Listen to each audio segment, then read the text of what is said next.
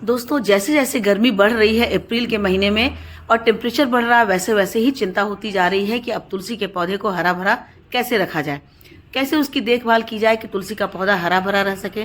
क्योंकि अब तुलसी का पौधा को तो हरा भरा रखना ही है, क्योंकि उसकी पूजा करनी होती है।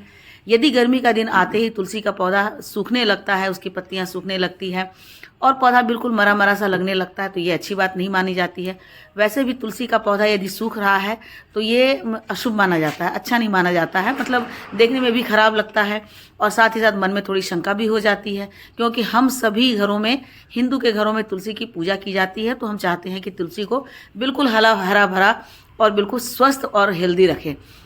तो ऐसे में जब गर्मी तेज हो रही है तो अपने तुलसी के पौधे को हम हरा भरा रखने की भरपूर कोशिश करते हैं। तो जिनके सामने भी ये परेशानी है वो इस वीडियो को जरूर देखें। तो ये वीडियो बहुत इन्फॉर्मेटिव है।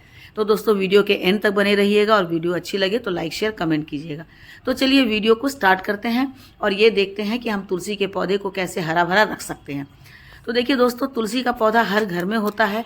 तो सबसे पहले हमें ये ध्यान देना पड़ता है कि हमारे तुलसी के पौधे में यदि कोई दिक्कत आ रही है तो क्या दिक्कत आ रही है, किस तरह से पौधे हमारे सूख रहे हैं। तो सबसे पहले उसके लोकेशन का हमें ध्यान रखना है कि तुलसी के पौधे की लोकेशन क्या है। क्योंकि बिल्कुल खुली धूप में ऐसी जगह रख दे जहाँ पर कि सुबह 7 बजे से लेकर के शाम में 4 बजे तक धूप आती हो, तो ऐसी खुली धूप में हो सकता है कि तुलसी के पौधे को दिक्कत होने लगे। क्योंकि बहुत तेज़ धूप तुलसी का पौधा बर्दाश्त नहीं कर सकता है। तो हमें उन्हें उनकी लोकेशन थोड़ी सी चेंज करनी होगी और ऐसी जगह रखना होगा जहाँ पर कि उन्हें 4 से 5 ही घंटे की धूप मिले और उसके बाद दोपहर के बाद उन पर थोड़ी सी छाया हो जाए। यदि थोड़ी सी छाया हो जाती है तो प्लांट को थोड़ा सा रिलीफ मिलता है। उसके बाद दूसरा जो मेजर काम करना है, आपको देखिए दिख रहा होगा कि कहीं कहीं तुलसी के प्लांट पर सफ़ेद सफ़ेद सा दिख रहा है। तो दोस्तों, इसका भी मैं आपको इलाज बताऊंगी और क्यों होता है यह भी बताऊंगी। तो दूसरा काम हमें यह करना है कि उनकी मिट्टी की गुड़ाई करनी है। क्योंकि किसी भी प्लांट को स्वस्थ करने के लिए, उसमें ग्रोथ लाने के लिए सबसे पहले हमें उनकी मिट्टी को ढीली करनी होती है, मिट्टी की गुड़ाई करनी होती है, ताकि प्लांट की जड़ों में थोड़ी सी हवा लगे, यानी कि ऑक्सीजन लगे। और तीसरी बात करनी यह है कि तुलसी के पौधे पर जैसे ही मंजरी आ जाती है, मंजर आ जाता है, उस मंजर को आपको रिमूव कर देना है। क्योंकि तुलसी के पौधे पर यदि मंजर आ गया है तो इसका मतलब है कि पौधा जो है अब अपनी ग्रोथ रोक देगा और उनकी पत्तियों का ग्रोथ रुक जाएगा और साथ ही साथ ये मंजर जो है वो बड़े होने लगेंगे, पकने लगेंगे। तो ये तो हो गया साइंटिफिक रीजन कि इसे हमें हटा देना ताकि प्लांट की ग्रोथ हमेशा होती रहे। उनके टिप पर जितने भी मंजर है उन सारे मंजर को हमें रिमूव कर देना है, कट कर देना है और जितने भी सूखी हुई टहनियाँ हैं उन्हें भी हमें हटा देना है। अब दूसरी बात यह आती है कि तुलसी के पौधे पर यदि मंजर आ जाता है तो धार्मिक दृष्टि से ये कहा जाता है कि तुलसी माता का सर जो है वो दर्द हो रहा है, उनके सर में पीड़ा हो रही है, तो इसलिए भी उनके जो मंजर है उन्हें रिमूव कर देना चाहिए। अब मैं बताती हूँ कि इसमें वाइट क्या लगा है। तो वाइट कलर के जो कीड़े लगे होते हैं वो हैं मिलीबग।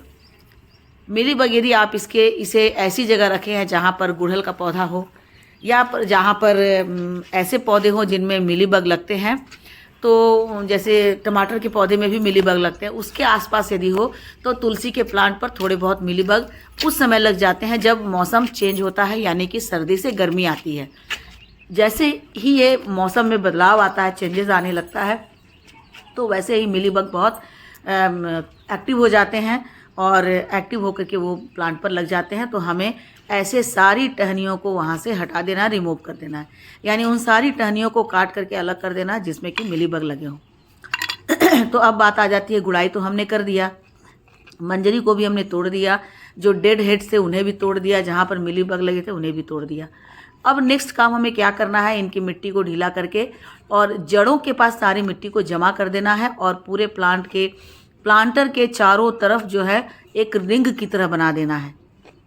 ठीक है, रिंग की तरह बना देना है गुड़ाई करने के बाद। और जो मुख्य टहनी है, मेन टहनी है, उसके आसपास हमें मिट्टी को जमा कर देना है। और अब इसमें डालना है हमें थोड़ी सी वर्मी कंपोस्ट। यदि आपके पास वर्मी कंपोस्ट नहीं है, काऊ डंग कंपोस्ट है, तो वो भी आप डाल सकते हैं। क्योंकि काऊ डंग कंपोस्ट हो या वर्मी कंपोस्ट हो, ये दोनों ही जो है वो प्लांट को बहुत तेज़ी से बढ़ने में मदद करेगा। और उसके बाद नीम की खली, क्योंकि हम देख रहे हैं कि जैसे ही सर्दी से गर्मी या गर्मी से बरसात या बरसात से फिर सर्दी आती है, तो उसी समय हमारे बहुत सारे पेस्ट जो है वो एक्टिव हो जाते हैं। तो हमें नीम की खली इसमें मिला लेना है, 2 मुट्ठी और उसके बाद तीसरी चीज़ जो मिलानी है वो है ये कोकोपीट, क्योंकि तुलसी के सूखने का ये भी एक बहुत कारण होता है, मिट्टी बहुत सख्त हो जाती है, उसमें मॉइस्चर नहीं रहता है। तो मॉइस्चर को मेंटेन करने के लिए हमें उसमें डालना है थोड़ा सा ये कोकोपीट। कोकोपीट क्या होता है कि मिट्टी को मॉइस्चर रखता है, मिट्टी को के मॉइस्चर को मेंटेन रखता है, जिससे तुलसी के प्लांट को हमेशा मॉइस्चर मिलता रहता है।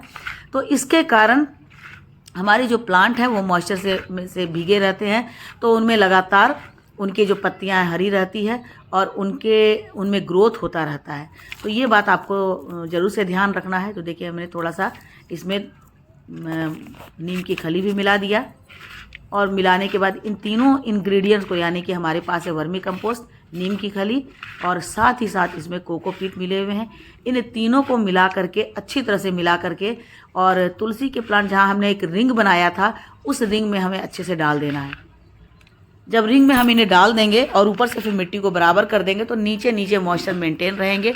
और जब हम शाम के समय पानी डालेंगे, सुबह के समय पानी डालेंगे, तो जितने भी गर्मी हो जाए, हीट जितनी भी ज़्यादा हो जाएंगी, प्लांट में मिट्टी में मॉइस्चर मेंटेन रहेगा, तो हमारे प्लांट उस तरह से भीगे रहेंगे और उनमें ग्रोथ लगातार होती रहेगी। प्लांट क्यों धीरे धीरे सूखने लगता है, उनकी हरियाली क्यों खत्म होने लगती है, क्योंकि उनमें भीगापन नहीं होता है, मॉइस्चर नहीं होता है। तो प्लांट में इतनी ताकत नहीं होती है कि वो अपने अंदर के मॉइस्चर को अपने पत्तों तक भेज सके, क्योंकि तुलसी का जो प्लांट होता है वो बहुत ज़्यादा मोटा नहीं होता है, उसकी जो मेन स्टेम है बहुत घनी, बहुत मोटी नहीं होती है, इसलिए उनमें पानी का जमाव नहीं होता, स्टोरेज नहीं होता है। जब पानी का स्टोरेज नहीं होता है तो अपनी पत्तियों को वह पानी नहीं दे पाता है, मॉइस्चर नहीं दे पाता है, जिसके कारण धीरे धीरे उनकी पत्तियाँ सूखने लगती हैं, उनकी हरियाली कम होने लगती है। तो हमें सबसे पहले उनके मॉइस्चर को मेंटेन करने के लिए ये कोकोपीट को ज़रूर डालना है, और साथ ही साथ उनकी ग्रोथ के लिए हमें डालना है काउडंग कंपोस्ट या फिर वर्मी कंपोस्ट।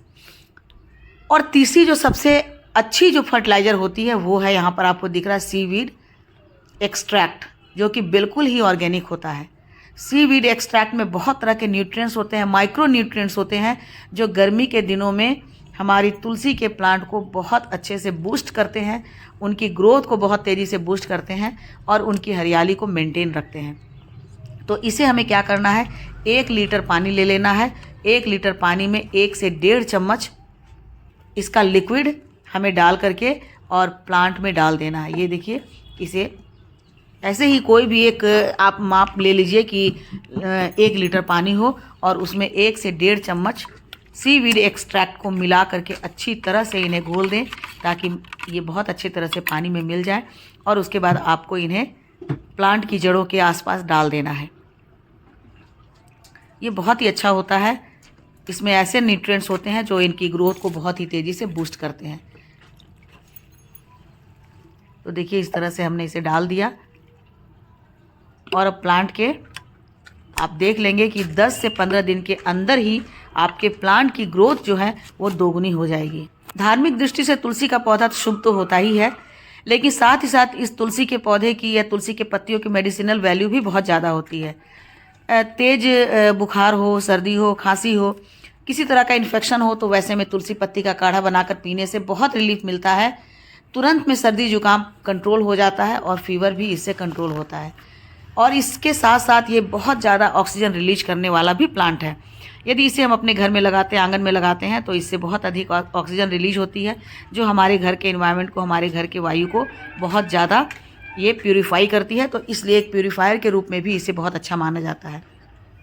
ये भी माना जाता है कि हमारे घर के आंगन में रहती है तो हमारे घर में सकारात्मक ऊर्जा प्रवेश करती है और हमारा घर जो है सुख संपत्ति से भरा होता है और घर के सदस्य निरोग होते हैं। तो इसलिए इस प्लांट के ग्रोथ के लिए हमें इन सारी कार्यों को ज़रूर करना है दोस्तों। तो वीडियो अच्छी लगी हो तो लाइक शेयर कमेंट कीजिएगा और मेरे चैनल पर बने रहिएगा।